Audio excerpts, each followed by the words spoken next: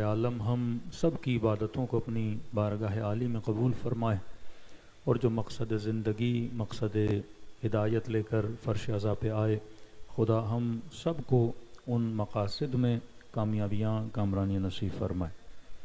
موضوع گفتگو جذبہ حسینی، مجالس عزا مومن کو اپنی طرف جذب کرتی ہیں۔ یہ پروردگار عالم کا معجزہ ہے کہ خدا نے جتنی جذابیت ذکر ابا عبداللہ میں رکھی ہے، جس امام کے وجود میں جذابیت، جس امام کے حرم میں جذابیت، جس امام کے نوحوں میں، عزاداری میں، مرثیوں میں جذابیت، جس امام کا نام سن کے انسان کا دل پگھل جائے، ایسی شخصیت تاریخ اسلام میں نہیں ملتی۔ لیکن یہ مقام سوال ہے کہ خدا نے ابا عبداللہ الحسین کے وجود میں اتنی جذابیت کیوں رکھی؟ کیوں کسی اور امام کے لیے نہیں کہا، بس امام حسین کے لیے فرمایا کہ خدا ذکر حسین کی حرارت کبھی بھی بجھنے نہیں دے گا۔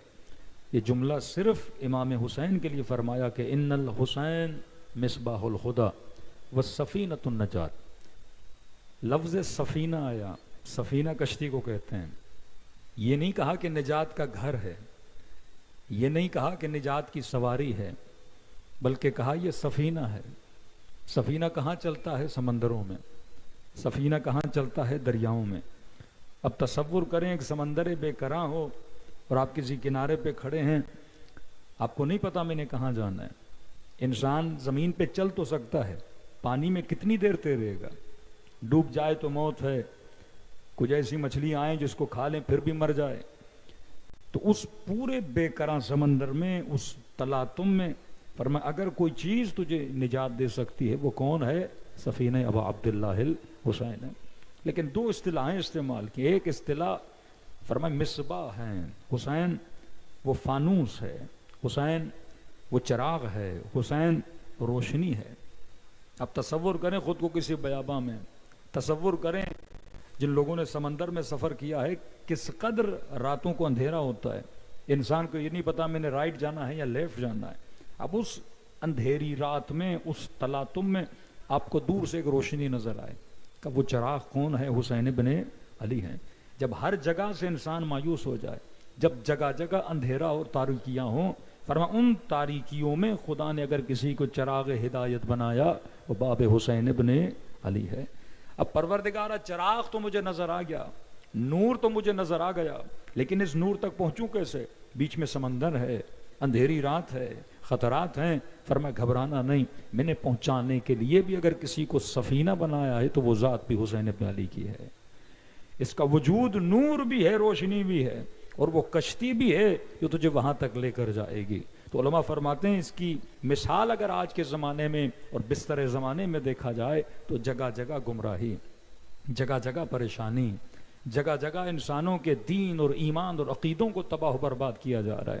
فرمایا آخری زمانے میں مومن کی مثال کل عرض کیا تھا، اس جانور کی طرح ہے جو اپنے بچے کو بچانے کے لیے درندوں سے کبھی ادھر کودتا ہے، کبھی ادھر جاتا ہے، کبھی کسی پناہ گاہ میں جاتا ہے، کبھی کسی پناہ گاہ میں جاتا ہے۔ آج وہی مومن کا حال ہے کہ مولانا کس اسکول میں داخلہ کروائیں، یہاں بھی گمراہی ہے۔ مولانا ٹی وی پہ بیٹھیں تو گمراہی ہے۔ مولانا موبائل دیتے ہیں، سمجھ نہیں آتی بچہ کیا دیکھے گا کیا نہیں دیکھے گا، یہ نہیں پتا دوستیاں کس سے کر رہا ہے۔ اگر ہائر ایجوکیشن کے لیے باہر بھیجیں تو مومن پریشان، ویسٹرن کنٹریز جائے گا، اس کے ایمان کا کیا ہوگا، اس کی حیا کا کیا ہوگا، اس کی تہذیب و تمدن کا کیا ہوگا، جگہ جگہ مومن پریشان ہے۔ تو فرمایا ان پریشانیوں کے تلاطم میں خدا نے اگر کوئی جائے گاہ نجات رکھی ہے وہ فرش عزا حسین ابن علی ہے۔ شیعہ دنیا کے کسی بھی کونے میں چلا جائے، دنیا کے کسی بھی کونے میں چلا جائے، محرم اور سفر میں حسین اس کا پیچھا نہیں چھوڑتے، اسے بالآخر کہاں پہ لا کے بٹھاتے ہیں؟ فرش عزا حسین ابن علی پہ بٹھاتے ہیں۔ فرمایا دنیا پوری کوششیں کر کے تمہارے دین و ایمان کو تباہ کرنا چاہتی ہیں، اور حسین فرش عزا پہ بٹھا کر تمہارے دین و ایمان کو بچانا چاہتے ہیں۔ آج اگر ہم بچے ہوئے ہیں تو کس کی وجہ سے؟ اسی فرش حسین ابن علی کی وجہ سے۔ تھوڑا اشارہ کروں گا تاکہ آپ کا ذہن سازی میں کر دوں، کیونکہ ٹاپک حکومت الہی کا IRC میں، لیکن اس سے تھوڑا ملا جلا ہے۔ دیکھیے میدان غدیر میں رسول خدا نے اعلان ولایت کیا، اس قرآن کی آیت میں ارشاد ہوا کہ دین کامل ہوا. رسول کے آنے کے بعد دین کامل نہیں ہو رہا، لیکن کس کی ولایت کے اعلان کے بعد؟ امیر المؤمنین کی ولایت کے اعلان کے بعد دین کامل ہوا. اس دن پروردگار عالم نے کہا آج مشرک مایوس ہو گئے، آج کافر مایوس ہو گئے. کیوں مایوس ہوئے؟ کیونکہ نظام الہی کو لانے کا جس کی ذمہ داری خدا نے جس کے کاندھوں پہ رکھی وہ 12 معصوم کے کاندھے پہ رکھی، کہ جو مدافع دین بنے گا، جو کائنات میں حکومت الہی کو نافذ کرے گا، جو خواہش ابراہیم تمنا اسماعیل کو پورا کرے گا، فرمائے محمد وہ تمہاری نسل میں سے ہوں گے. آج بھی مسلمانوں کا خواب ہے کہ پوری کائنات میں حکومت اسلامی ہو جائے. دنیا سے ایک حکومت اسلامی برداشت نہیں ہو رہی، اور یہ خواب امت ہے کہ پوری دنیا میں حکومت الہی نافذ ہو جائے. ہدف خدا یہ نہیں تھا کہ کسی کونے میں بیٹھ کے مسلمان نماز پڑھے. ہدف خدا یہ نہیں تھا کہ مسلمان مثلا صرف جا کے حج و زکوٰۃ کرے. میں نے کل بھی کہا اللہ کے پاس نمازیوں کی کمی نہیں، اللہ کے پاس عابدوں کی کمی نہیں. ایسے ایسے فرشتے جو دن رات رکوع میں، سجود میں، تسبیح الہی میں مشق. خدا کو سجدوں کی ضرورت نہیں، خدا کو بندگی کے ساتھ ساتھ حکومت الہی کی ضرورت ہے کہ پوری کائنات کے کونے کونے میں حکم خدا کو نافذ کیا جائے، نظام الہی کو نافذ کیا جائے، کلمہ لا الہ الا اللہ کو بلند کیا جائے. اب سوال ہے کون اس نظام کو نافذ کرے گا؟ علی کا ہاتھ بلند کر کے کہا من کنت مولا فہذا علی مولا، کہ انہی کے وجود سے نظام الہی نہ. شیعہ سنی متفق ہیں کہ حکومت الہی کے نفاذ کے لیے خدا کس کو بھیجے گا؟ امام زمانہ کو بھیجے گا. لیکن سوال ہے امام حکومت نافذ کیسے کریں گے؟ امیر المومنین نے نافذ کیوں نہیں کی؟ حسن ابن علی نے نافذ کیوں نہیں کی؟ امام حسین نے نافذ کیوں نہیں کی؟ نفاذ حکومت فرد واحد کا کام نہیں ہے.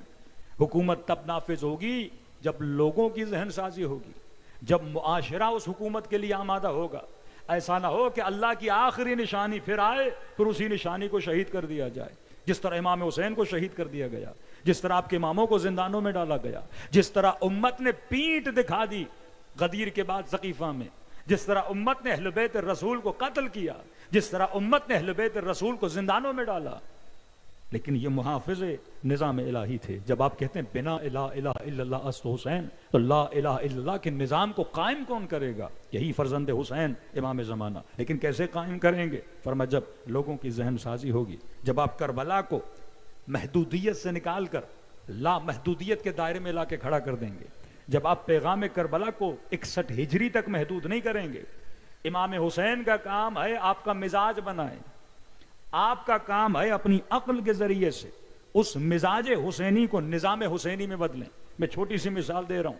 امام حسین فرش ازا پہ بلاتے ہیں، آپ کے دل میں کچھ محبتیں ڈالتے ہیں اور کچھ نفرتیں. فرش ازا پہ بولا کہ خدا کی محبت ڈالی، فرش ازا بولا پہ سخاوت کی محبت ڈالی، فرش ازا پہ بلا کر شہادت کے جذبے کی محبت ڈالی. لیکن اسی فرش ازا پہ ماں بھی بیٹھی ہے، بیٹا بھی بیٹھا ہے، جوان بھی بیٹھا ہے. آپ نے واقعہ سنا، کوئی ہرملا تھا جس نے 6 مہینے کے بچے کی گردن پر تیر مارا. آپ کے دل میں انزجار، نفرت پیدا ہوئی. کس کے وجود سے؟ ہرملا کے وجود سے. آپ نے سنا کوئی شمر تھا جس نے ابا عبداللہ الحسین کا گلا کاٹا. آپ نے سنا کوئی ظالم تھا جس نے 4 سالہ بچیوں کو تماچے مارے. آپ نے سنا کوئی تھا جس نے بیویوں کے خیموں پر حملہ کیا. اب آپ کے دل میں کیا پیدا ہو رہا ہے؟ ایک کیریکٹر سے نفرت پیدا ہو رہی ہے کہ جو چھوٹے بچوں کو مارے وہ قابل محبت نہیں، وہ قابل نفرت ہے. جو پیاسا رکھے وہ قابل محبت نہیں، قابل نفرت ہے. جو ظلم کرے وہ قابل محبت نہیں، وہ قابل نفرت ہے. امام نے بیس بنا دیا محبت اور نفرت کا، تبرہ اور تولا کا، کہ محبت کیا ہے، نفرت کیا ہے. محبت اس سے کرو جو قابل محبت ہو، نفرت اس سے کرو جو قابل نفرت ہو. کیریکٹر سازی کر رہے ہیں ابا عبداللہ الحسین. اور یہیں پہ اب جوان مومنہ آپ نے ٹی وی کھولی اور آپ نے سنا کہ فلسطین میں، غزہ میں اسرائیل نے اٹیک کیا اور ایک ہاسپٹل میں 200 کے قریب نومولود بچے مارے گئے. اگر دل میں ہرملا سے نفرت ہوگی تو آٹومیٹیکلی اسرائیل سے نفرت ہو جائے گی. اگر دل میں یزید سے نفرت ہوگی تو آٹومیٹیکلی جب آج کا ظلم دیکھو گے تو 61 ہجری کے امام حسین تجھے 2026 میں کنیکٹ کریں گے. ابا عبداللہ الحسین کا کام یہ ہے تجھے حالات حاضرہ کے ساتھ کنیکٹ کرے. جو 61 ہجری کے ہرملا سے نفرت کرے پر آج کے ظالم سے نفرت نہ کرے، وہ نفرت کس کام کی؟ نفرت آج 2026 میں بیٹھ کے آپ 61 ہجری والے سے نفرت کر رہے ہو، 2026 میں بیٹھ کے آپ 61 ہجری کے واقعے پہ گریہ کر رہے ہو. یہ واقعہ کون سی تر و تازگی تھا؟ اسرائیل کیا ہے؟ یعنی آج سے 50 سال پہلے کہ فلسطین میں ایک چھوٹا سا ملک قبضہ کر کے بنایا گیا جس کا نام اسرائیل رکھا گیا. کہ مدرسہ فیضیہ میں جب طالب علموں پہ اٹیک ہوا اور انہیں مدرسہ فیضیہ کی چھتوں سے نیچے گرایا گیا، پھر خمینی صاحب نے تقریر کی کہ یہ طلباء کا جو قتل ہے یہ اسرائیل اس کے پیچھے ہے. کہتا میں بار بار اپنے دوستوں کو کہتا تھا یہ خمینی صاحب اتنا اسرائیل کے پیچھے کیوں لگے ہوئے ہیں؟ کہ مجھے تو اسرائیل کے نام کا بھی پتہ نہیں تھا. میں بار بار سمجھتا تھا وہ اسرائیل بول رہے ہیں، جبکہ وہ اسرائیل نہیں تھا، وہ اسرائیل تھا. اس قدر لوگ سوئے ہوئے تھے. یہ فرش عزائے حسین تھا جس نے لوگوں کو دشمن شناسی سکھائی، جس نے یہ بتایا کہ حقیقت میں تمہارا دشمن کون ہے. آج عالم اسلام میں اگر بیدار قومیں یا بیدار قوم نظر آتی ہے، صرف وہی قوم ہے جو فرش عزا کے ساتھ جڑی ہوئی قوم ہے، جو ابا عبداللہ الحسین کے ساتھ جڑی ہوئی قوم ہے. تو اللہ کا مقصد یہ تھا کہ کائنات میں الہی نظام کو نافذ کیا جائے. الہی نظام کس کے ہاتھوں سے نافذ ہوگا؟ اہل بیت علیہ الصلوۃ والسلام سے. خلاصہ سقیفہ میں اہل بیت کو پیچھے کیا گیا کیونکہ شیطان نہیں چاہتا کائنات میں نفاذ نظام الہی ہو. اللہ چاہتا ہے نافذ ہو، شیطان چاہتا ہے نافذ نہ ہو. اب شیطان چپ تو نہیں بیٹھے گا. شیطان نے ہر دین کے اندر انحراف پیدا کیا. یہودیت میں انحراف پیدا کیا، مسیحیت میں انحراف بلکہ آج افسار دین کس کے ہاتھ میں؟ مسیحیت کی، شیطان کے ہاتھ میں. آج کون لیڈ کر رہا ہے یہودیت کو؟ شیطان. آج ہے کوئی دین جو آپ کے لیے رول ماڈل ہو؟ آج یہودیت ہے دنیا کے لیے رول ماڈل جو اتنا ظلم کرے اسرائیل میں، فلسطین میں؟ آج ہے کوئی مسیحیت دنیا کے لیے رول ماڈل جن کی نسلیں کلیساؤں کو چھوڑ چکی، جن کی نسلیں گرجا گھروں کو چھوڑ چکی؟ آج جا کر دیکھیے ان کی نسلوں کا حال. کیونکہ شیطان نے انحراف پیدا کیا. شیطان بے دین نہیں بناتا، شیطان اسی دین کے اندر اس کے محتوا، اس کی بنیادوں کو تبدیل کر دیتا ہے، جسے ہم بولتے ہیں کہ را مٹیریل کو تبدیل کر دیتا ہے. آپ نے ایک بلڈنگ بنانی ہے، قانون بنا کے بلڈنگ آپ فلاں اینٹ سے بناؤ گے. پاکستان میں لوگ ٹھیکیداری کرتے ہیں تو اس میں روڈوں کا حال آپ کو پتہ ہے. نیا روڈ بنا 6 مہینے کے بعد خراب. روڈ تو بن گیا. یہ جو شیطان صفت لوگ روڈ بناتے ہیں یہ مٹیریل سے ہی نہیں لگاتے. شیطان روڈ بنانے سے نہیں روکتا، مٹیریل خراب لگا دیتا ہے. پل بنانے سے نہیں روکتا، مٹیریل. وہ کبھی مسلمان کو یہ نہیں بولے گا کعبے کی طرف رخ کر کے نماز نہ پڑھو. وہ پڑھو، وہ کعبے کے اندر بت رکھے گا. وہ آپ کو اس چیز سے منع نہیں کرے گا اس گلاس سے پانی نہ پیو. وہ پانی بدل دے گا، وہ چیزوں کو بدلتا ہے. وہ نمازی کو نماز سے نہیں روکتا، وہ حاجی کو حج سے نہیں روکتا. وہ اس کی نماز کو ریاکاری بنا دیتا ہے، وہ اس کی خیرات کو ریاکاری بنا دیتا ہے. وہ حب ذات میں مبتلا کر کے اس کے اعمال کو ضائع کر دیتے ہیں. کربلا میں نمازیوں کی کمی نہیں، لیکن جو مقصد الہی ہے اس مقصد سے کیا کرتا ہے؟ دور کرتا ہے. اب وہ خدا جو نظام الہی کو کائنات میں بدست اہل بیت نافذ کرنا چاہتے ہیں اور دنیا اہل بیت کو حق حکومت دے ہی نہیں رہی.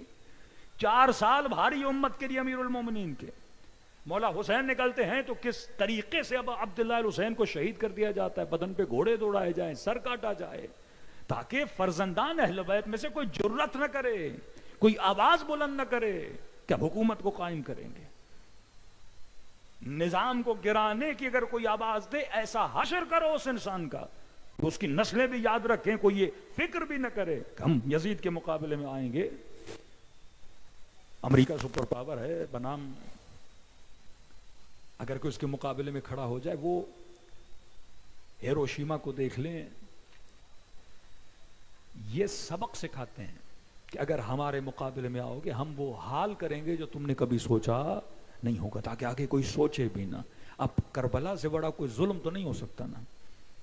لیکن اب عبداللہ الحسین، پہلا جملہ جو مولا بار بار کہتے ابن سعد، حسین کو موت سے ڈرا رہے ہو. کہ موت کرامت ہو نا، موت ہمیں کرامت دیتی ہے، موت ہمیں عزت دیتی ہے. حسین کے لیے موت ایسے ہے جیسے نوجوان خاتون کے گلے میں زیور ہو.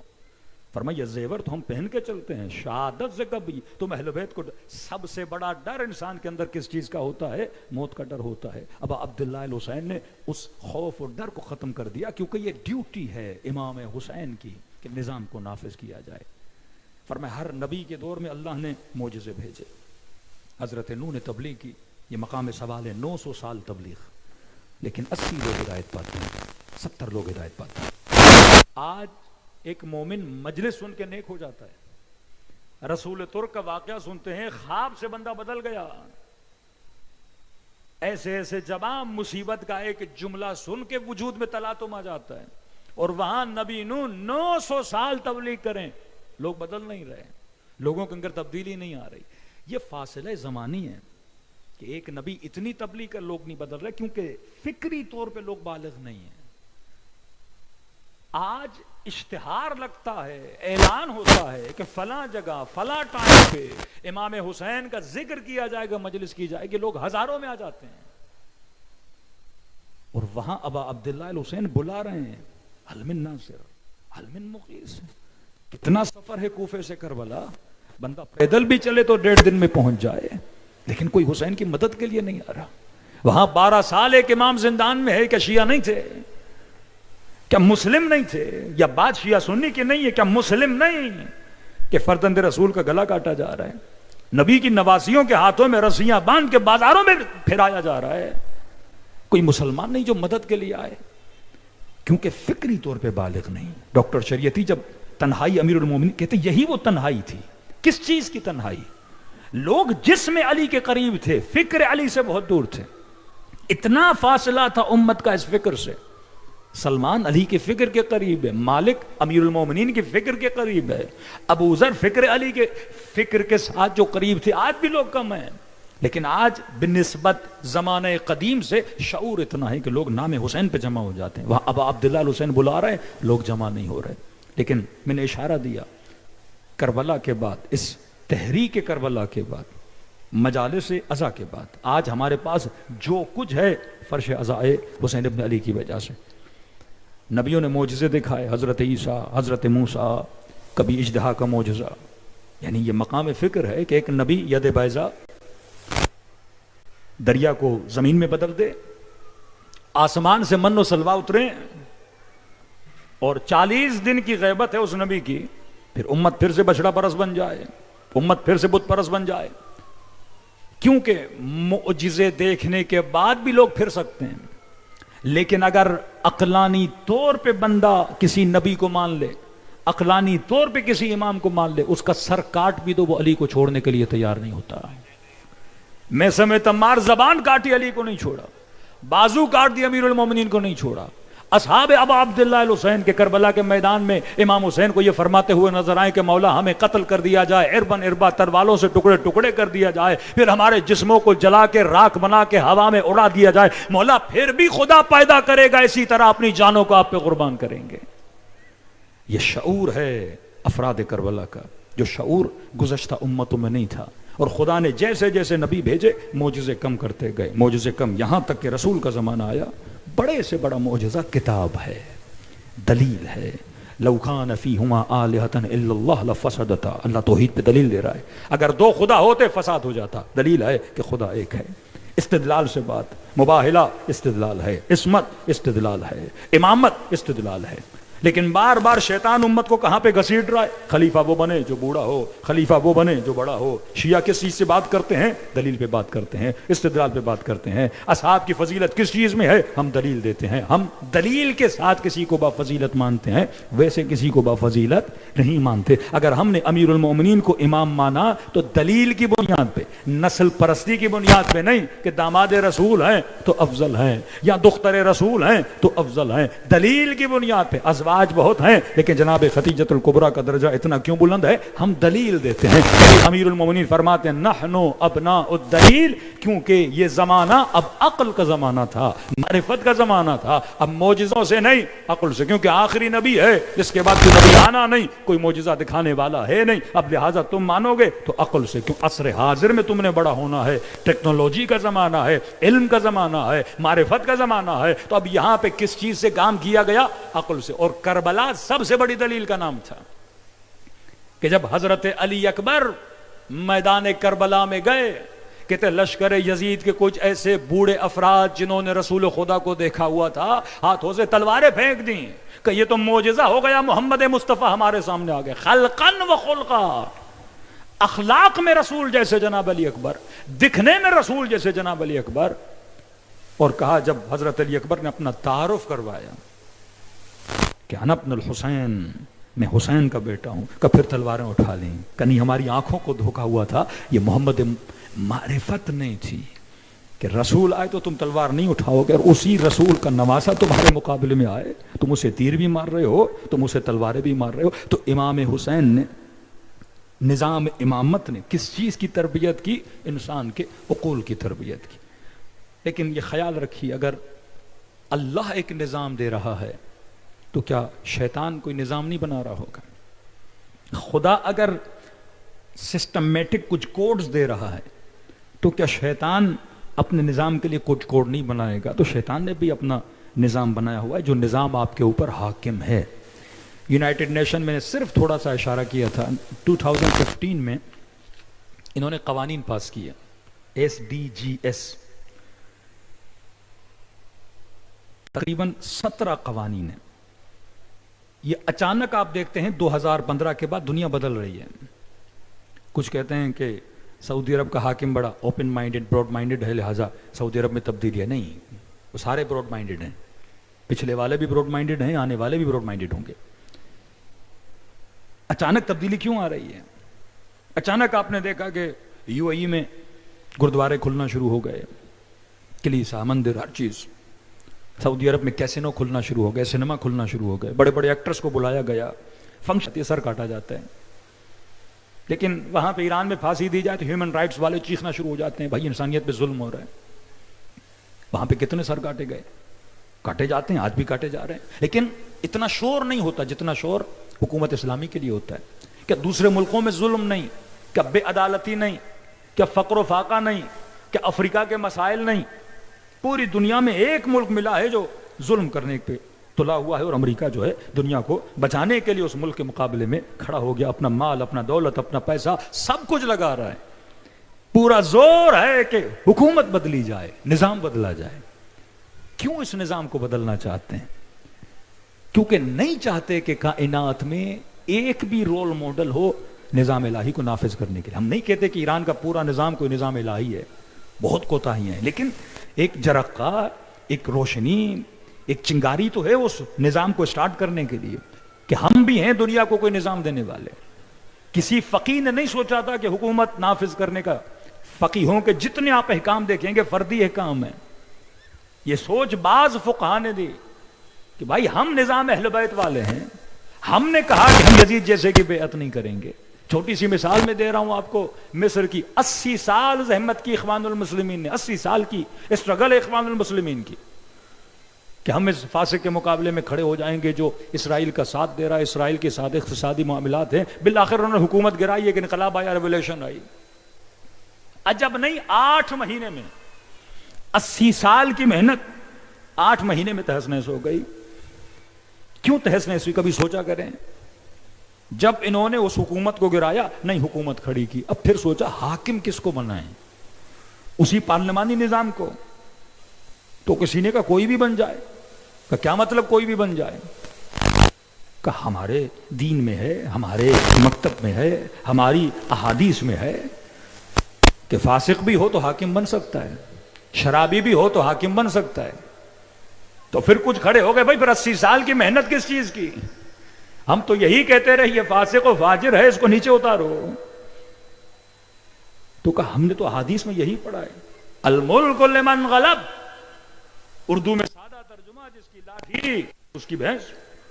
یہ عقائد برادران اہل سنت میں، بڑے بڑے مفتیوں کے عقائد میں 1400 سال امت کو پاگل بنایا گیا کہ رسول خدا نے فرمایا الملک لمن غلب، حاکم فاجر بھی ہو، فاسق بھی ہو، ملک اس کا ہے جس کا قبضہ ہو، وہی حاکم ہے. ہاں شرابی بھی ہے، مسئلہ نہیں، حدیث لگا دی لو کان، یہاں تک کہ ایک حبشے سے لایا گیا غلام بھی ہو وہ بھی حاکم بن سکتا ہے. تو کہا بھائی پھر 80 سال کی اسٹرگل کیا ہم نہیں مانتے ہیں؟ اسٹرگل کی اخوان المسلمین نے کہا نہیں، شرائط لکھتے ہیں کہ نہیں، صحیح ہونا چاہیے، اچھا ہونا چاہیے. جب یہ قوانین بنانے پہ اترے تو بہت زیادہ قریب ہو گئے ولایت فقیہ کے نظام کے، کیونکہ یہ شیعہ فکر ہے نا کہ حاکم فاسق نہیں ہو سکتا. اہل سنت کی تو فکر ہی نہیں ہے آپ کسی کو بھی حاکم بنا سکتے ہو، فاسق ہو فاجر ہو، وہ کہتے رسول خدا کی حدیث ہے الملک لمن غلب، کیسا بھی ہو۔ یہ خبر پہنچی ایک بہت بڑے ملک تک جو سارے ممالک کو دیکھتا بھی ہے سنبھالتا بھی ہے، انہوں نے کہا جناب اگر یہ سوچ مصر میں آ گئی کہ حق حکومت صرف اسے ہے جو صالح ہو، جو عادل ہو، جو نیک ہو، جو نمازی ہو، جو شریعت کا پابند ہو، جو دین کا خیال کرتا ہو، اور مصر کا مطلب وہ ہے جو تمام تر فقہ اہل سنت کو دیکھتا ہے۔ الازہر یونیورسٹی ہے وہاں پہ، بڑے بڑے علماء مصر سے خارج ہوئے، مصر سے نکلے، اور یہ سوچ اگر مصر میں ڈیولپ ہو گئی یہ ٹیونس تک پہنچے گی، ٹیونس پہ پہنچے کویت تک پہنچے گی، کویت میں پہنچے سعودی عرب تک پہنچے گی، ہر ملک تک پہنچے گی، اور ایک سوچ بن جائے گی اہل سنت کی، عوام کی، کہ بھئی ہمیں تو ایسا حاکم چاہیے کہ پھر ہم کیا کریں گے 1400 سال کی تاریخ کا، جس میں یزید جیسوں کو ہم نے حاکم مان لیا، بنو عباس جیسوں کو ہم نے حاکم مان لیا، بنی امیہ جیسوں کو ہم نے حاکم مان لیا، پھر تو یہ لوگ جوتے ماریں گے کہ جناب 1400 سال پاگل بناتے رہے۔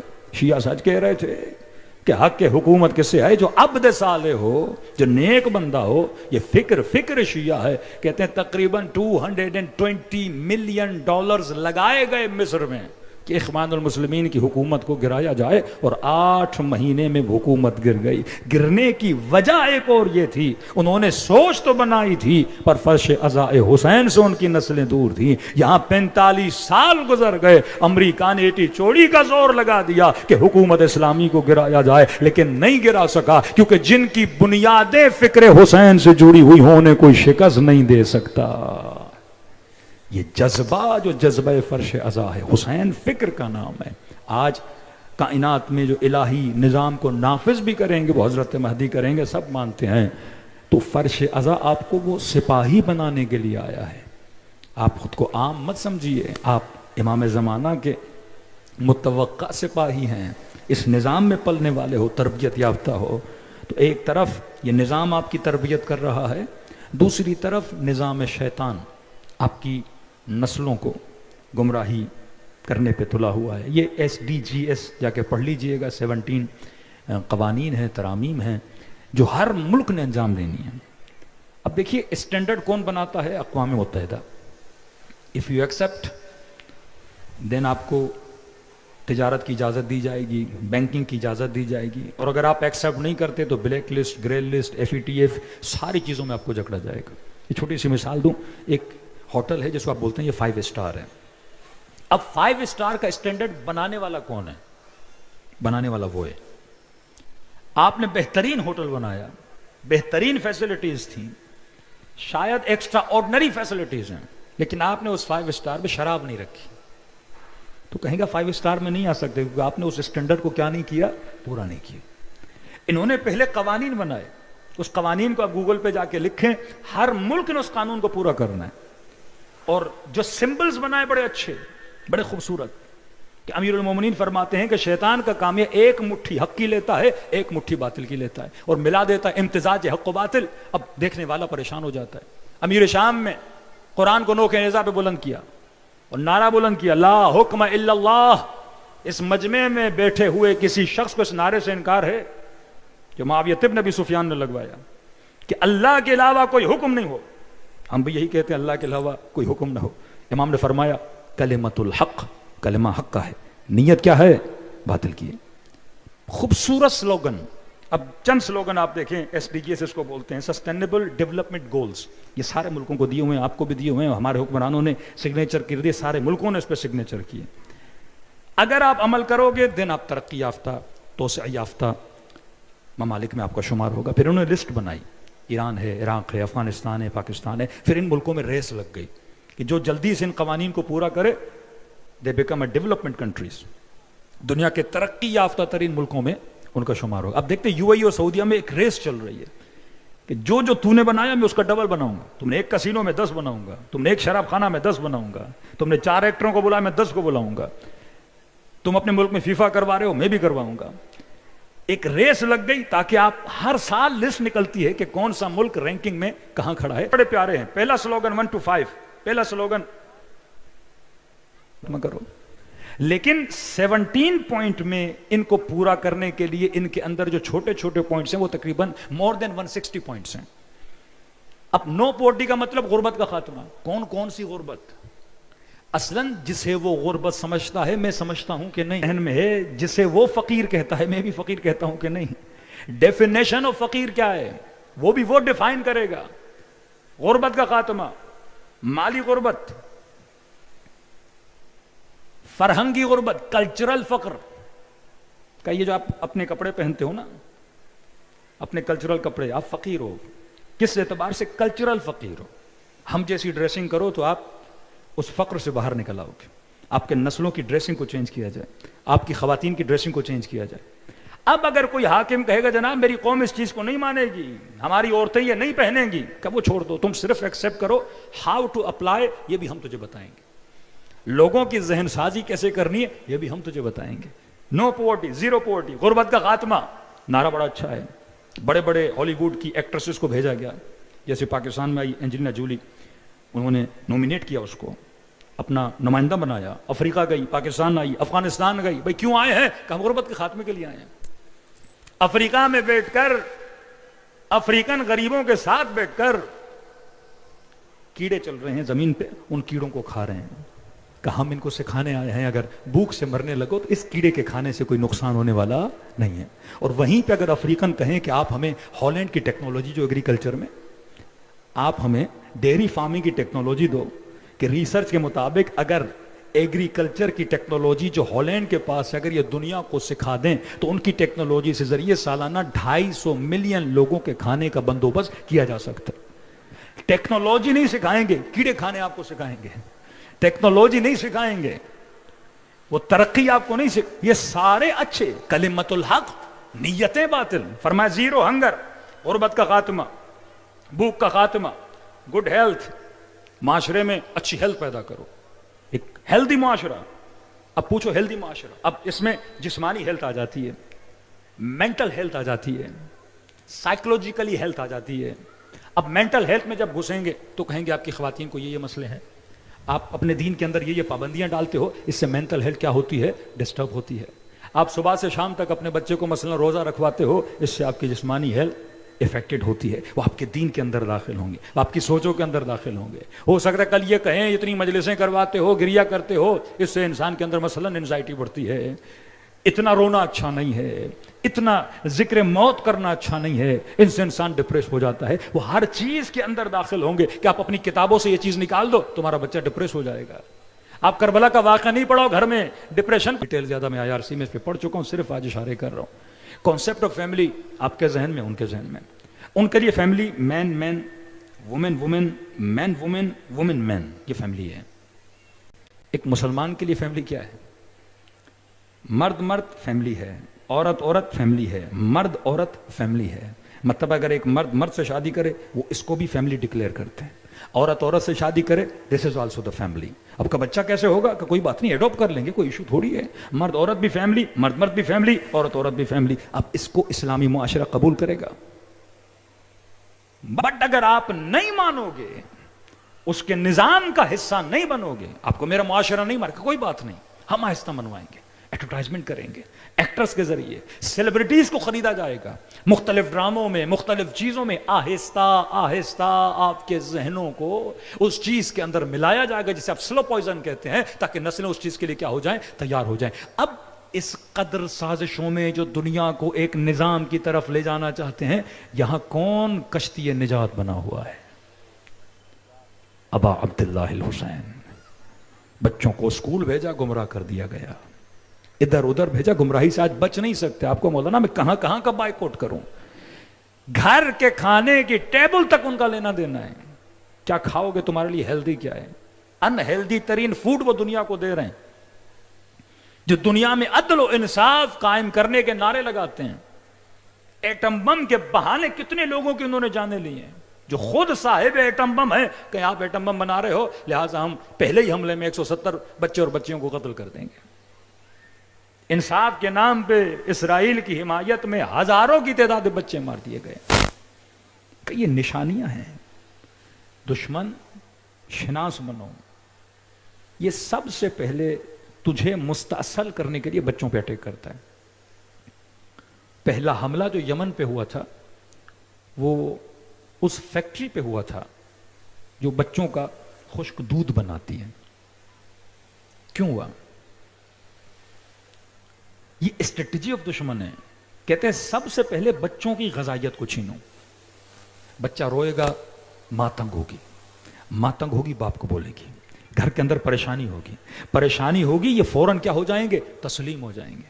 یہ جملہ امام حسین کے لیے کہنا خلاف ادب ہے، لیکن علماء فرماتے کوئی اور جملہ ملتا نہیں کہ جب بی بی رباب نے کہا نا کہ جناب علی اصغر رو رہا ہے مولا، کبھی ادھر کبھی ادھر، کبھی جھولے سے خود کو گرا دیتے ہیں اور دودھ نہیں ہے میرے پاس، بچہ پیاسا ہے.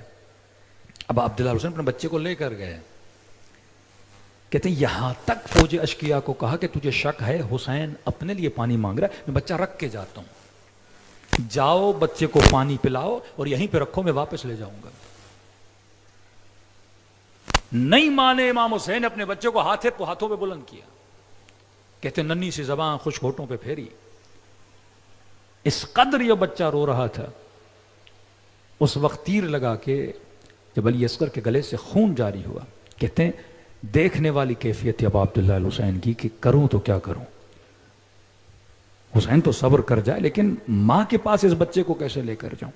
یہ وہ کام کرتے ہیں جنگوں میں کہ لوگوں کو مستاصل کر دیا جائے، ان کی ہمتوں کو توڑا جائے کہ یہ سوچے بھی نہیں کہ اس استکبار عالم کے سامنے کھڑا کیسے ہوا جائے. واللہ اگر کربلا نہ ہوتی، علی اصغر کی شہادت نہ ہوتی، علی اکبر کی شہادت نہ ہوتی، یہ رول ماڈل جو خدا نے آپ کو دیے ہیں کسی مسلمان کو نہیں دیے. ان کے پاس بھاگنے والوں کے رول ماڈل ہوں گے، بہادروں کے رول ماڈل نہیں، صبر کرنے والوں کے رول ماڈل نہیں، ایثار و قربانی کے جذبے کے رول ماڈل نہیں. دو طرح کی نگاہیں، ایک نگاہ زینبی کہ ایک یبنت طلقاء کہہ کے پکارتی ہیں، فرماتے تمہاری نگاہ ہے تم صرف زخمی جسموں کو دیکھ رہے ہو.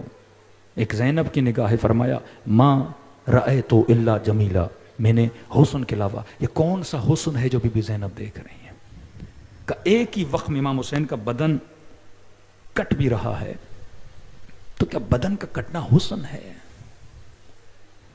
کیا 6 مہینے کے بچے میں گلے میں تیر لگنا حسن ہے؟ کہ 4 سال کی بچی کو تماچے لگنا حسن ہے؟ لیکن بی بی زینب کہتی ہے میں نے حسن کے علاوہ، ماں رائے تو دیکھا نہیں حسن کے علاوہ کچھ. سیدہ زینب آپ نے کیا دیکھا؟ نگاہ زینبی پیدا کرو.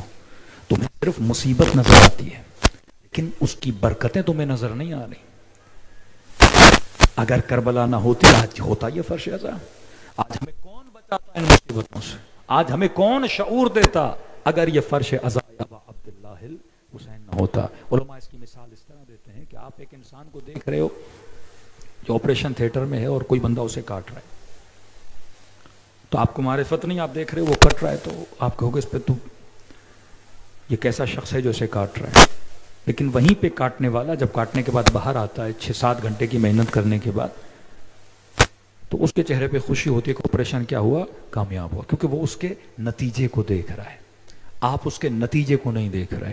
ابا عبداللہ الحسین اپنی محنتوں اور زحمتوں کے نتیجے کو دیکھ رہے تھے کہ یہ کربلا ابتدا ہے کس کی؟ ظہور ابا عبداللہ الحسین کی. ایک قدم ہے ظہور کے لیے، کیونکہ اب حکومت اہل بیت کو نہیں ملنے والی. کس طرح سے لوگوں کو جمع کیا جائے؟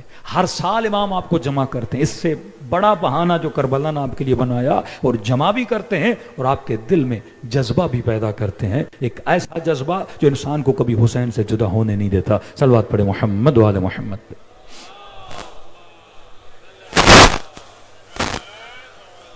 تو اس کی تفصیل وہ دوسرا عشرہ ہے، میں آج مکس نہیں کروں گا زیادہ. تو دشمن کچھ قوانین بناتا ہے اور فرش ازا ان قوانین کو توڑتی ہے. آپ کے بچے یہاں، وہ چاہے دنیا کے کسی بھی ملک میں ہو، فرش ازا سے جب جڑتے ہیں تو وہ نظام الہی کی سمجھ بوجھ رکھتے ہیں. لیکن اس فرش ازا میں خدا نے ایک جذابیت پیدا کی، اس فرش ازا میں خدا نے ایک جاذبہ پیدا کیا. اللہ کے قریب ہونے کے لیے 2 راستے ہیں. ایک ہے راہ سلوک، جسے آپ سالک بولتے ہیں، عابد زہدہ، جو قدم بقدم انسان کرتا جائے تو خدا کے قریب ہو جائے گا. راہ سلوک کے قوانین میں سے پہلا قانون یقظہ کا قانون ہے کہ کوئی بندہ سالک نہیں بن سکتا، زاہد نہیں بن سکتا، عابد نہیں بن سکتا جب تک یہ پہلی صفت اس کے اندر نہ آئے. یقظہ کا مطلب ہے بیداری، جاگنا. بولو فرماتے لوگ سو رہے ہیں، یہ تب جاگیں گے جب ان کو موت آئے گی. ابھی نیند میں ہیں، ابھی غفلت میں ہیں، دنیا کی زینتوں میں، اپنے بزنس میں، پیسے کے جمع کرنے میں دن رات لگے ہوئے ہیں. یہ بھول گئے کہ ہم دنیا میں آئے کیوں ہیں. حسین فرش عزا پہ بلا کے ہمیں جگاتے ہیں. ذرا سوچو تو صحیح، تو دنیا میں آیا کیوں؟ مقصد حیات کیا تھا؟ مقصد خلقت کیا تھا؟ خدا انسان کو اس نگاہ سے نہیں دیکھا جس طرح آپ دیکھتے ہیں مولانا یہ مرد ہے یہ عورت ہے. مرد کی خوبیاں کیا ہیں، عورت کی خوبیاں کیا ہیں، مرد کا حسن کیا ہے، عورت کا حسن کیا ہے. اللہ بشر کی نگاہ کو دیکھتا ہے.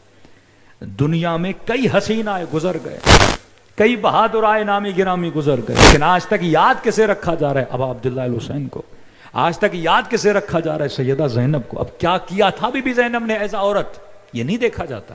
کیا کیا امام حسین نے ایز مرد؟ اصل وہ صفات ہیں جو آپ کو باکمال بناتی ہیں کہ تو اتنا عظیم مقصد کے لیے پیدا کیا گیا ہے. تو پہلی صفت راہ سلوک کی یقظہ ہے، انسان کو بیدار کیا جائے. یہ بیدار تو ہو، اسے پتا چلے میں آیا کیوں. دوسری صفت ہے استغفار. جب بیدار ہو جاتا ہے پھر یہ استغفار کرتا ہے. اے خدا آنکھیں تو نے کس مقصد کے لیے دی؟ میں نے گناہ کیے، استغفار. زبان کس مقصد کے لیے دی؟ استغفار. تبھی آپ دیکھتے ہیں آپ کا ہر معصوم کثرت استغفار میں نظر آئے، جبکہ معصوم ہے، لفظ معصوم ہے، گناہ نہیں کرتا لیکن استغفار کر رہے ہیں. کئی جوان کہتے ہیں مولانا معصومین نے جب گناہ نہیں کیے تو استغفار کیوں کرتے؟ استغفار صرف گناہ کے لیے نہیں، استغفار دلیل ہے کہ جو استغفار کر رہا ہے وہ سویا ہوا نہیں، اللہ کا جاگا ہوا بندہ ہے. یہ بیداری کی دلیل ہے، کیونکہ استغفار کرو گے مطلب خدا کو محسوس کر رہے ہو، استغفار کرو گے اس کے وجود کو محسوس کر رہے ہو. جو بندہ دن رات صلوات پڑھے وہ غافل نہیں کہلاتا، وہ سویا ہوا نہیں کہلاتا. جس کی زبان پر استغفر اللہ ربی و اتوب الیہ ہے وہ سویا ہوا نہیں کہلاتا، وہ جاگا ہوا کہلاتا ہے. اسے کہتے ہیں سلوک. سالک جب یہ چیزیں طے کرے گا تب جا کے عابد بنے گا. دوسرا راستہ ہے، یہ راہیں ہیں اللہ تک پہنچنے کے لیے. راہ سلوک مشکل راستہ. ایک ہے راہ جذب. راہ سلوک میں بندہ جاتا ہے، راہ جذب میں بندے کو بلایا جاتا ہے. حضرت موسیٰ کا جب ذکر ہوا تو کہا فلما جاء موسیٰ، جب موسیٰ رب کی ملاقات کے لیے آیا، آیا.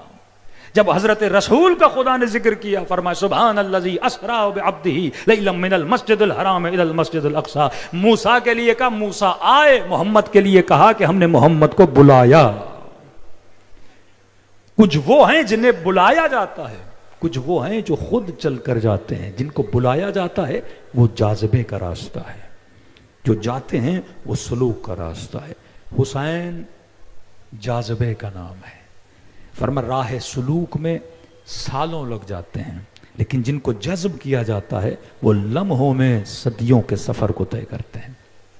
دلیل کتنی نمازیں پڑھی اپنے ساتھ میں، کتنے حج کیے شمر نے. پرانا حاجی، پرانے قاری، کہ جب ابا عبداللہ الحسین کا سر قلم کیا جا رہا تھا تو بی بی زینب نے کہا یا عمر، اے عمر تو دیکھ رہا ہے.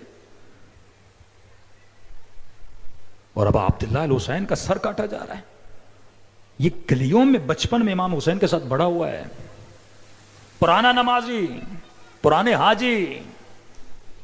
اور دوسری طرف ہیں وہب قلبی، شاید زندگی میں ایک روزہ بھی نہ رکھا، کتنی نمازیں پڑھی، جذب کیا ابا عبداللہ الحسین نے. اور کتنے نمازیوں پہ بھاری پڑ گیا، کتنے حاجیوں پہ بھاری پڑ گیا. یہ راہ جذب ہے جو انسان کو لمحوں میں لیلۃ القدر خیر من العام.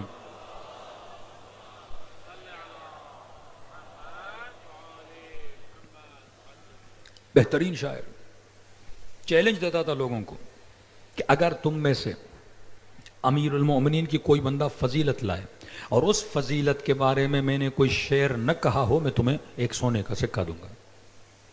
چیلنج کھلا کہ مثلا سخاوت علی کوئی شعر تھا، مباہلہ کوئی شعر تھا، شب ہجرت کوئی شعر تھا، خندق کوئی شعر تھا، خیبر کوئی شعر تھا، عبادت علی کوئی شعر تھا، استغاث علی کوئی شعر تھا. کہ ڈھونڈ کے لاؤ کوئی ایسی فضیلت جس کے بارے میں نے شعر نہ لکھا ہو. یہ نہیں کہ لاؤ میں شعر پڑھوں، نہیں، از قبل میں نے لکھا ہوا ہے. ایسا شاعر اسماعیل حمیری. لیکن دو عیب، دو برائیاں اس کے اندر. ایک زیدی شیعہ تھا، یہ امام کے دور میں امام کو امام نہیں مانتا تھا. دوسرا عیب اہل بزم تھا، کبھی کبھی شراب پیتا تھا. ہمارے یہاں بھی کئی ایسے شاعر گزرے ہیں جو شراب نوشی کرتے ہیں، اہل بزم تھا، دو عیب تھے اس میں، کبھی محفل شراب میں چلا گیا، شراب پی لی، زیدی شیعہ، لیکن محب اہل بیت، قصیدہ خوان اہل بیت، شاعر اہل بیت. دیکھو کس طرح اہل بیت آپ کو جذب کرتے ہیں، یا آپ کو بلا کے اس جاذبے سے اہل بیت آپ کو خدا سے ملانا چاہتے ہیں، صدیوں کا سفر لمحوں میں طے کروانا چاہتے ہیں. حضرت نوح 900 سال کی تبلیغ، 80 لوگوں کو ہدایت، اور آج کا جاذبہ دیکھو کہ ایک جملہ انسان کو کہاں سے کہاں تک لے کر چلا جاتا ہے. کہ ایک گلی سے گزر رہے تھے، ہاتھ میں کوزہ تھا، کوزے میں شراب تھی، اتفاق سے گلی بڑی پتلی، کہ جیسے گلی سے گزرا تو سامنے دیکھا جعفر ابن محمد فرزند رسول، چھٹے امام سامنے سے آ رہے ہیں. اب امام تو نہیں مانتا تھا لیکن احترام ضرور کرتا تھا چھٹے امام کا. اب کہا کہ چہرہ چھپاؤں، منہ چھپاؤں، ادھر جاؤں ادھر جاؤں، کروں تو کیا کروں، گلی اتنی پتلی کہ دو لوگ گزریں تو ایک دوسرے کو دیکھیں اور ٹکراؤ ہو. کہ بڑی کوشش کی کہ فرزند رسول مجھے نہ دیکھیں، سر جھکایا، جب آگے بڑھا تو امام کا سامنا ہوا. کہ اسماعیل کہاں جا رہے ہو؟ کہ ابن رسول اللہ گھر جا رہا ہوں. کہا کہ کوزے میں کیا ہے؟ کہ دل کر رہا تھا زمین پھٹے، میں زمین میں داخل ہو جاؤں. ایک علنی گنہگار ہے وہ الگ بات ہے، کہ اہل بزم تو تھا لیکن ایسا نہیں کہ فرزند رسول کے سامنے ہاتھ میں شراب لے کے میں گھوموں. کہ جلدی جلدی سے ہڑبڑا گیا، بولوں تو کیا بولوں، کہ کیا ہے کوزے میں؟ میں نے کہا یبن رسول اللہ اس میں دودھ ہے، حلیب ہے. اچھا کوزے میں دودھ لے کر جا رہے ہو؟ کہ جی جی. تو امام نے ہاتھ آگے کیا کہ تھوڑا دودھ میرے ہاتھوں میں تو ڈال. پریشان ہوا، فرزند رسول کے ہاتھوں کو نجس کروں شراب ڈال کے. کہ اسماعیل ڈرتا کیوں ہے، ڈال. کوزے میں دودھ ہے کہاں؟ کہ ڈال میرے ہاتھوں پہ، دودھ ڈال میرے ہاتھوں پہ. کانپتے ہوئے ہاتھوں سے جب کوزے کو امام کے ہاتھوں پہ اتارنا شروع کیا تو وہ شراب نہیں تھی، وہ سچ میں دودھ بن چکا تھا. کہ دودھ کو دیکھ کر مبہوت ہو گیا. یہاں امام جعفر نے کہا کہ اسماعیل ہم یری بتا من امامک، تیرا امام کون ہے؟ سر کو جھکا کے کہا میرا امام وہی ہے جو شراب کو دودھ میں بدل دے. وہ دن تھا اور وہ دن، اس دن کے بعد اس نے برائی چھوڑ دی. رسول ترک کا واقعہ کئی بار اس ممبر سے میں سنا چکا ہوں، کس طرح امام حسین نے اس کی زندگی کو بدلا. مشہور زمانہ، کیا کیا ہے، کیا تو کرتا تھا. سوال ہے کہ جب جذب ہو کے یہاں آ گئے، یہ حمام ہے، بدن گندا تھا، میلا تھا، شاور لیتے ہو صاف ہو جاتے ہو. حسین کا کام ہے تجھے صاف کرنا، تجھے جذب کر کے مقناطیس کی طرح اپنی طرف بلائے اور تجھے اپنے زمانے کا سب سے بڑا زاہد بنائے. اب سوال ہے ہمارے اندر کتنی توانائی ہے. یہ مثالیں میں اس لیے دیتا ہوں تاکہ انسان اپنے بڑے سے بڑے گناہ سے بھی مایوس نہ ہو. ہاں دل میں اگر شرمندگی ہے، اب عبداللہ نے تجھے فرش ازا پہ بلایا ہے، حسین تجھے سپاہی بنانا چاہتے ہیں، نظام الہی کا سپاہی، ناصر امام زمانہ بنانا چاہتے ہیں. ناصر وہ بنے گا جو پاک قلب کا مالک ہو، جو پاک صفات کا مالک ہو. رسول ترک کا واقعہ کئی جوانوں نے سنا. آیت اللہ مجتہدی کے استاد کہتے ہیں کہ میں گھومتا رسول ترک کے ساتھ تھا. واقعہ آپ نے سنا ہے کہ لوگوں نے اس کو محفل امام حسین سے اٹھا دیا کیونکہ شرابی تھا. پھر رات کو خواب میں دیکھا کہ امام حسین کے خیموں پہ یزیدی حملہ کر رہے ہیں اور ایک کتا ہے جو حسین کے خیموں کی حفاظت کر رہا ہے. یہ شخص کہتا ہے جب میں نے غور سے اس کتے کو دیکھا تو کتے کا چہرہ رسول ترک کا تھا. نیند سے اٹھا، دوڑا دوڑا بازار میں گیا، رسول ترک کے قدموں پہ گرا، مجھے معاف کر دینا، میں نے تجھے حسین کے فرش سے اٹھایا تھا. کہ معافی مانگ رہے ہو؟ کل بدتمیزی کی، کیوں معافی مانگ رہے ہو؟ کہ رسول ترک خواب دیکھا ہے، حسین کے خیموں پہ یزیدی حملہ کر رہے ہیں، بدن تیرا جانور والا ہے، چہرہ تیرا تھا، تو حسین کے خیموں کی حفاظت کر رہا ہے. کہ اسی وقت گھٹنوں کے بل بیٹھا. کہ حسین نے اس قابل بھی سمجھا کہ مجھے اپنا محافظ بننا ہے، مجھے زینب کے خیمے کا محافظ بننا ہے. کہ اس دن کے بعد سب چھوڑ دیا. یہ جاذبہ لمحوں میں کہاں سے کہاں ابو عبداللہ حسین نے پہنچایا. اگر مجتہدی کے استاد کہتے ہیں جہاں جاتا تھا رسول ترک کو لے کر جاتا تھا. آگے خانساری کہتے ہیں ہم کسی مجلس میں نہیں جاتے تھے رسول ترک نہ ہو، کیسے بٹھاؤ جب یہ روتا ہے مجمع گریا کرتا ہے، اس کی آہ سے دل ٹوٹ پڑتے ہیں، پھوٹ پھوٹ کے ہم روتے ہیں، یہ رونق دیتا ہے حسین کی مجلس کو، عارف باللہ بن گیا، صاحب کرامت بن گیا، یہ جذب کیا امام حسین نے، صدیوں کا سفر حسین نے رات میں طے کرایا۔ اگر مجتہدی کے استاد کہیں ایک جگہ مجلس پہ جا رہا تھا، میں رسول ترک کو بتانا بھول گیا کہ فلاں جگہ مجلس ہے آپ بھی آئیے، کہ بڑا افسوس ہوا میں نے اس کو بتایا کیوں نہیں، کہ دور دراز ایک محلہ تھا تہران کا، وہاں مجلس تھی، کہ جب مجلس میں پہنچا 5 منٹ 10 منٹ گزرے، ابھی مجلس شروع ہوئی تو مجھے رسول ترک کے رونے کی آواز آئی، روتا ہوا مجلس کی طرف آ رہا اور بار بار کہہ رہا ہے سیدہ کہاں ہو، بی بی پاک کہاں ہو۔ میں نے کہا رسول ترک تجھے کس نے ایڈریس بتایا؟ کہ جس کی مجلس ہے اسی بی بی نے مجھے ایڈریس بتایا۔ رسول ترک آج فلاں جگہ میرے حسین کی مجلس سے جاؤ گے نہیں؟ اس طرح سے ان کو فرش عزا کی طرف روانہ کیا کرتے تھے۔ یہاں تجھے بلایا جاتا ہے تاکہ تجھے جذب فی سبیل اللہ کیا جائے، تجھے سالک اللہ بنایا جائے، کیونکہ آپ کا وجود خلق من طینۃ، یہ کم جملہ نہیں ہے، معصوم فرماتے ہمارے شیعوں کو ہماری بچی ہوئی مٹی سے بنایا گیا۔ کل بھی کہا جو اغیار کے آنسوؤں کی قیمت کریں، کیسے ممکن ہے آپ کے گریے کی کوئی قیمت نہ ہو؟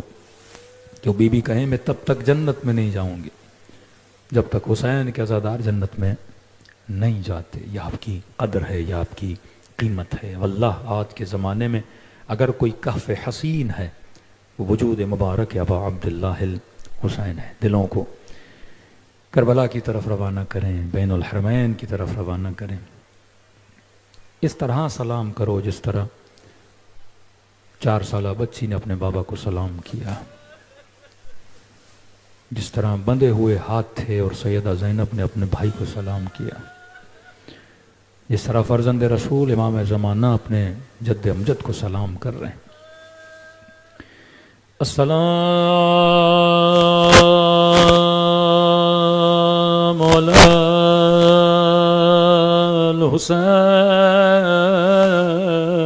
الحسین وعلی علی ابن الحسین وعلی اولاد الحسین وعلی اصحاب الحسین، سب مل کے السلام علی حسین والا بلند آواز سے والا اولاد والا اصحاب،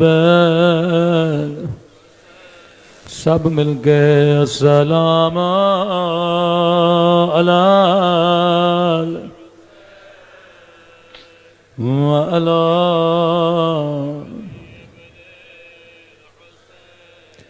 وعلی اولاد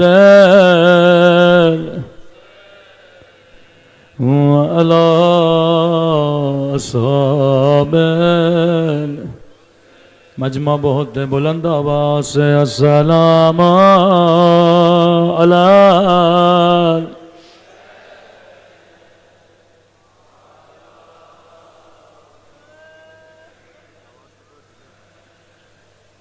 وعلی اولاد وعلی اصحاب، میرا سلام ننے سے رخساروں پہ سن کے روتا ہے، پھر بھی برداشت نہیں کر پاتا، لیکن میں نے یہ سب منظر اپنی آنکھوں سے دیکھے کس طرح ننے سے رخساروں پہ تماچے پڑتے رہے، کس طرح تازیاں کھاتی رہی۔ میرا سلام ان ننے سے رخساروں پہ جن کا رنگ بدلتا رہا۔ معصوم کا جملہ ہے، سوچ کے رویا کرو کیسے رخسار کا رنگ بدلتا ہے۔ اگر ایک بار تماچا پڑے رنگ سرخ ہو جاتا ہے، لیکن اگر بار بار تماچے مارے جائے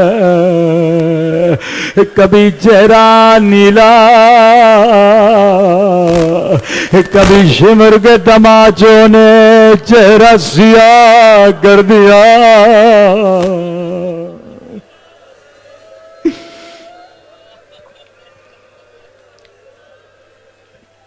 امام زمانہ آپ نے ان چہروں کو یاد کیا جن کو چہروں کی رنگت تماچوں نے بدل دی۔ اگر صرف چہرے کا رنگ بدلا ہوتا مصیبت پہ رونا تھا، لیکن غزالہ کہتی ہے جب میں غسل دینے لگے کہا بی بی کیا اس بچی کو کوئی بیماری ہے؟ بی بی نے کہا ایسا کیوں کہہ رہی ہو؟ کہا اس کے بدن پہ عجیب نشان ہے، کہیں نیلا نشان کہیں سیاہ نشان،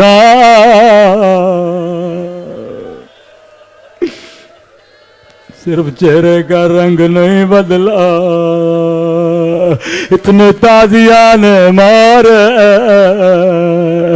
بچی کے بدن کی رنگت بدل گئے۔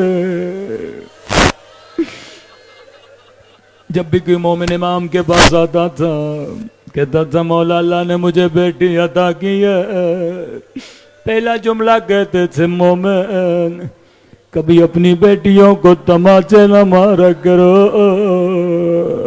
بیٹیوں کو سینے سے لگایا کرو۔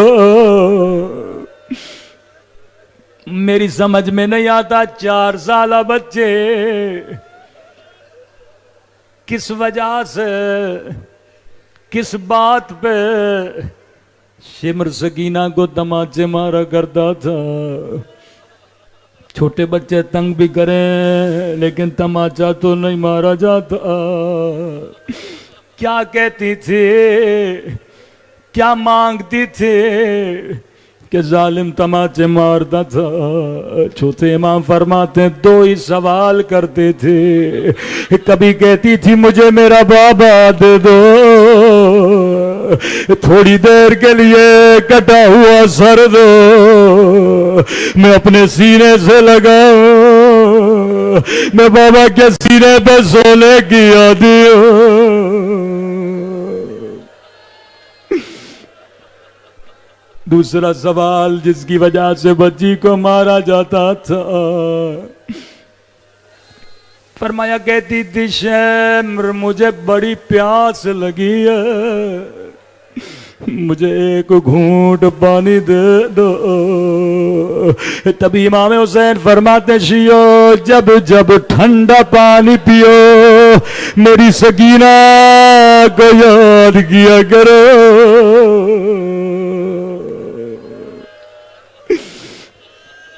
شاید کوئی برادر اہل سنت مجلس میں ہو، شاید سوال کرے شیعہ سکینہ پہ اتنا کیوں روتے ہیں؟ صحیح بخاری کی حدیث سنایا کرو، رسول خدا فرماتے مسلمانوں اگر حیوان کو بھی مارنا پڑے ادب کے لیے ویسے حیوان کو بھی نہ مارا کرو، لیکن ادب کا تقاضا ہے مارنا پڑے۔ حدیث رسول ہے، فرمائے مسلمانوں حیوان کے بدن پہ مارا کرو، کبھی اس حیوان کے چہرے پہ نہ مارا کرو۔ امام زمانہ فرماتے میرا سلام اس ننھے سے رخسار پہ اتنے تماچے مارے گئے،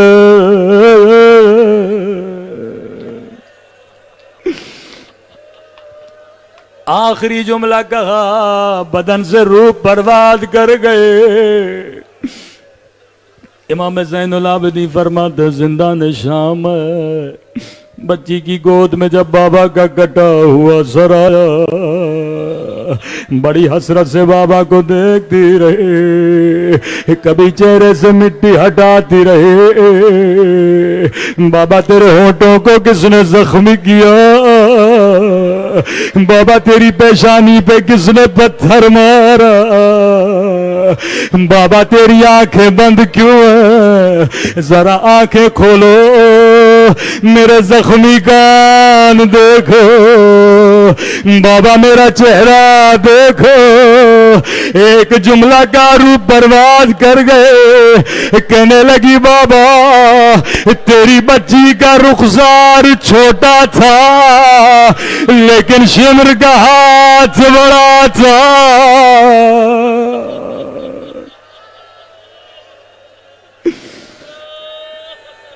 بابا میرے غریب بابا اتنا کارو برباد کر گئے۔ الا لعنت اللہ علی القوم الظالمین۔